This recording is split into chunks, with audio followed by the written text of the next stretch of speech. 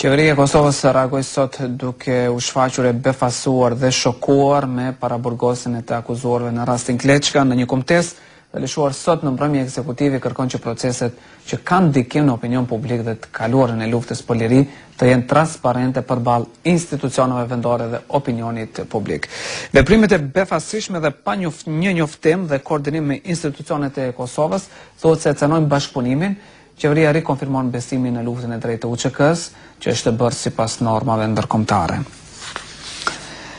Disa minuta pas vendimit të gjykatës për Limën dhe 3 ish bashkëluftëtarët e tij, webfaqja zyrtare e Uleksit është sulmuar nga hakerët. Kjo faqe tani është jashtë funksionit, pasi hakerët më herët kanë postuar porosit liri për çlirimtarët. Si dhe ne, nëse jeni për të na mbrojtur, nëse jeni për të na ndihmuar, nëse jeni për të mirën e vendit tonë, atëherë ju kishim lutur të jeni të tillë. Deri sot asnjë ditë nga ardha juaj në këtë vend nuk ka qenë e mirë për shtetin tonë, na keni bërë të ndihemi keq, deri sot jemi munduar të njolloseni luftën e drejtë të UÇK-s, thuajnë ndër të tjera në tekstin që mban mbi shkrimin Kosova Hacker Security. Këta kërcënojnë se nëse Limaj dhe të gjithë luftëtarët e lirisë nuk lirohen nga akuzat dhe përfundimisht janë të lirë, do t'i bëjnë publik gjitha marrëveshjet e dyta, siç thuhet që Euleksi i ka.